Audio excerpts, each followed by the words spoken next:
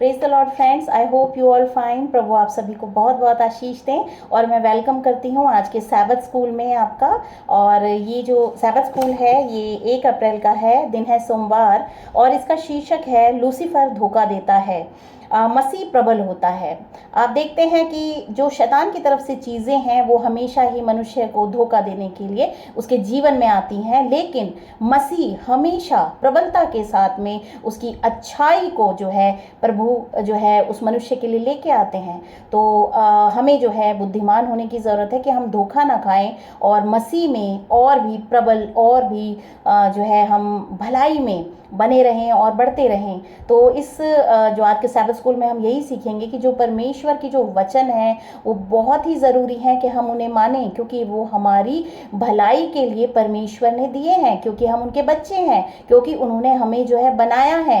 लेकिन अगर हम इसके विपरीत शैतान की बातों को सुनते हैं, उसके शिक्षा में चलते हैं, तो वो हमें धोखा देने के लिए आता है। यीशु मसीह ने कहा कि शैतान आता है चोरी करने, घात करने, हत्या करने, लेकिन मैं आया हूं तुम्हें जीवन देने। तो प्रभु यीशु मसीह हमेशा हमें जीवन की तरफ बढ़ाते हैं। यीशु मसीह ने कहा सकरा है वो मार्ग जो जीवन को पहुंचाता है, क्योंकि इसमें मुश्किलें हैं, क्योंकि इसमें परेशानियां हैं, लेकिन जीवन की तरफ ये मार्ग हमें पहुंचाता है। तो परमेश्वर की आज्ञाकारिता में हम जो है हमेशा बने रहें और परमेश्वर की आज्ञाकारिता में ही चलें, क्योंकि वही एक मार्ग है जो कि हमें जीवन की तरफ पहुंचाता है। तो हम इसे पढ़ते हैं। इसमें लिखा है, जैसा कि पहले कहा गया है लेकिन दोहराने लायक है, इस बात की कोई तार्किक व्याख्या नहीं है कि लूसीफर इस पवित्र स्वर्गदूत को जो कि परमेश्वर ने उसे बनाया था, और यहेजकेल में लिखा है कि वो एक करूब था और बहुत ही मूल्यवान मणियां, सोना और उसके शरीर में जो है वो बना लगा हुआ था,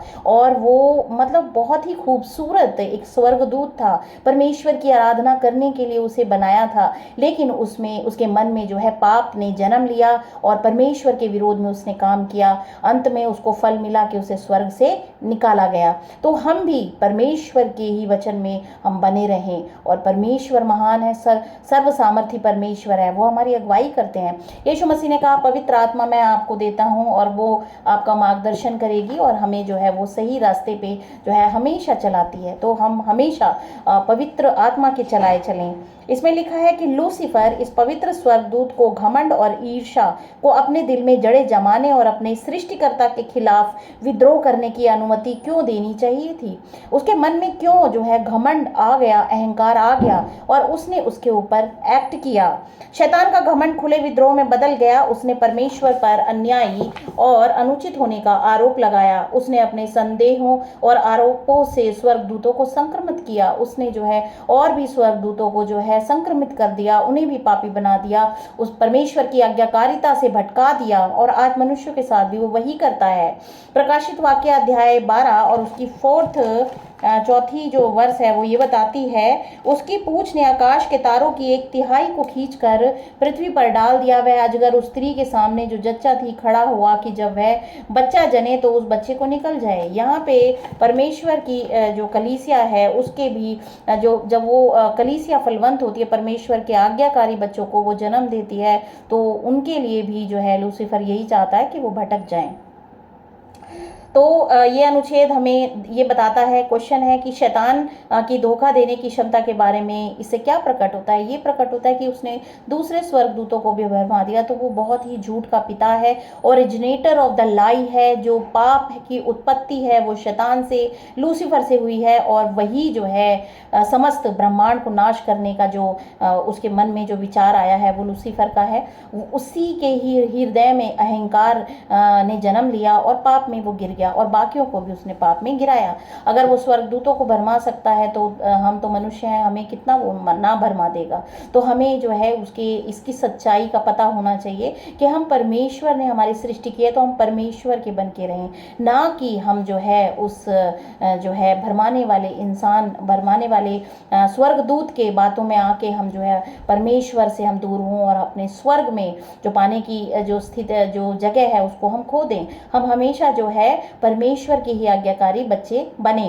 कितने स्वर्गदूत परमेश्वर के बारे में उसके झूठ के झांसे में आ गए, बहुत 1/3 स्वर्ग के जितने भी स्वर्गदूत थे उसके 1/3 स्वर्गदूत जो है उसके झांसे में आ गए और लूसीफर के साथ उनको भी वहां से निकाला गया। जब स्वर्ग में लड़ाई छिड़ गई तो स्वर्गदूतों को निर्णय लेना पड़ा, क्या वे यीशु या लूसीफर का अनुसरण करेंगे। 1/3 स्वर्गदूतों ने जो है लूसीफर का साथ दिया और वो उसके साथ हो लिए और बाकियों ने यीशु को ग्रहण किया। आज हमें भी यीशु को ग्रहण करने की जरूरत है। स्वर्ग में इस लड़ाई की प्रकृति क्या थी और क्या यह भौतिक लड़ाई थी या विचारों की लड़ाई थी या दोनों?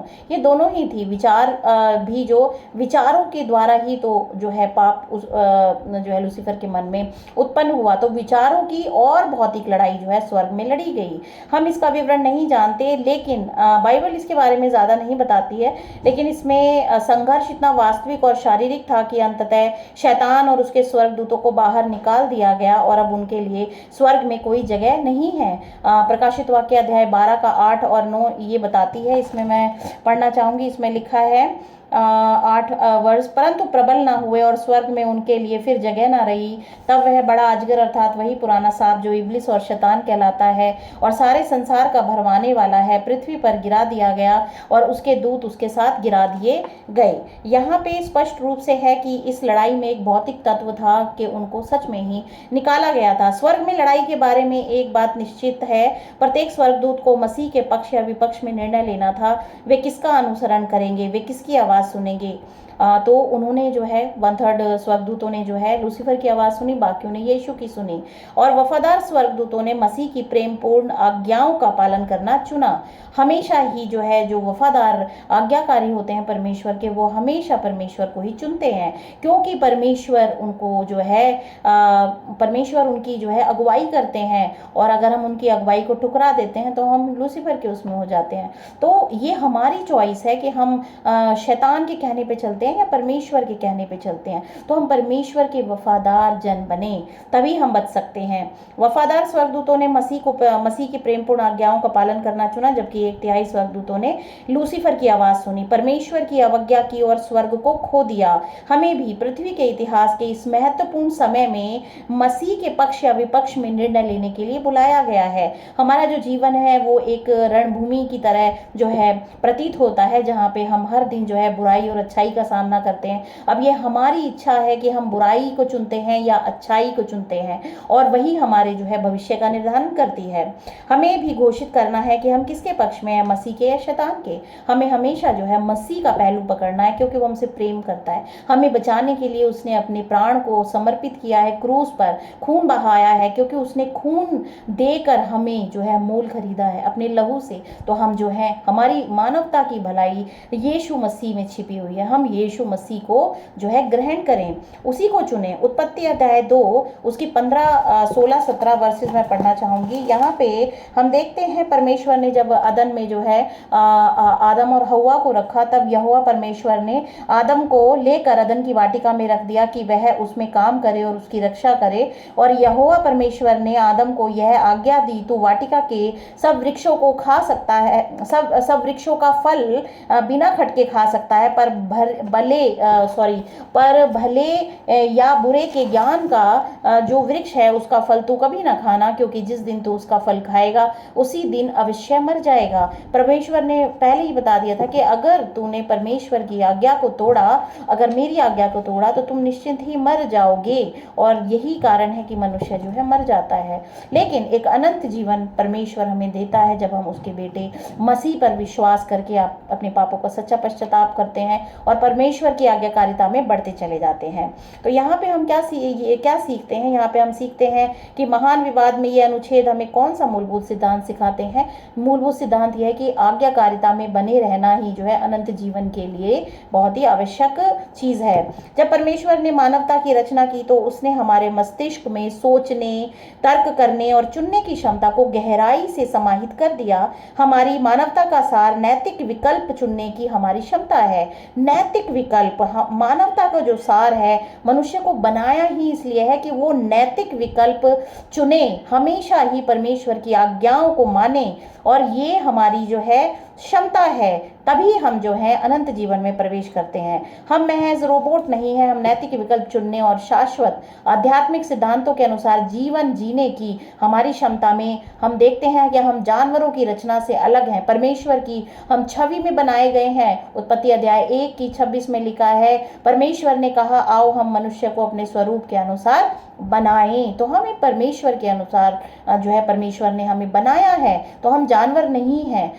हमारे अंदर एक नैतिक विकल्प चुनने की क्षमता है, अच्छाई को चुनने की क्षमता है। हम हमेशा ही अच्छाई को चुने। परमेश्वर की छवि में हम बनाए गए हैं, जिस तरह से परमेश्वर भला है उस तरह से हम भी भलाई में हमेशा बने रहें। स्वर्ग में लूसीफर के विद्रोह के बाद और पतन के बाद परमेश्वर ने अपने लोगों को उसके प्रेम का जवाब देने और उसकी सेवा करने का चुनाव करके उसकी आज्ञाओं का पालन करने के लिए बुलाया है। और हमें जो है परमेश्वर ने अपनी आज्ञाकारिता के लिए बुलाया है। परमेश्वर पवित्र है और वचन बताता है कि तुम भी पवित्र बनो। तो हमें पवित्रता में प्रवेश करने की जरूरत है, परमेश्वर की धार्मिकता को हासिल करने की जरूरत है। हम स्वर्ग में लड़ाई से क्या सबक सीख सकते हैं जो बुराई के साथ हमारी अपनी व्यक्तिगत लड़ाई से संबंधित है।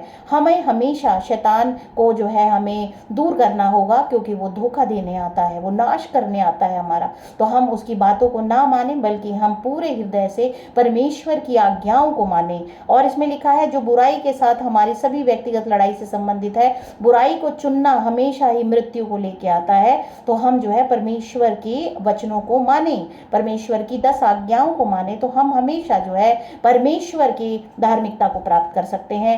यदि शैतान इन धर्मी पवित्र स्वर्गीय प्राणियों को धोखा देने में सक्षम था, तो यह हमें धोखा देने की उसके बुरे प्रयासों के बारे में क्या कहता है? क्योंकि शैतान हमेशा ही धोखा देता है, वो झूठ बोलता है, क्योंकि वो आपसे नफरत करता है। वो हम कभी नहीं चाहेगा कि परमेश्वर की बनाई हुई सृष्टि जो है वो स्वर्ग जाए। वो क्योंकि उसको स्वर्ग से निकाला गया, इसीलिए वो क्रोधित है और हर किसी को भरमाने में लगा है कि वो जो है वो भी जो है अधोलोक में गिराए जाएं, वो लोग भी जो है मृत्यु को हासिल हों। तो हम सचेत हो जाएं। परमेश्वर का वचन हमें इसीलिए दिया है कि हम इसे पढ़ें, समझें, और हमें बुद्धि परमेश्वर ने दी है।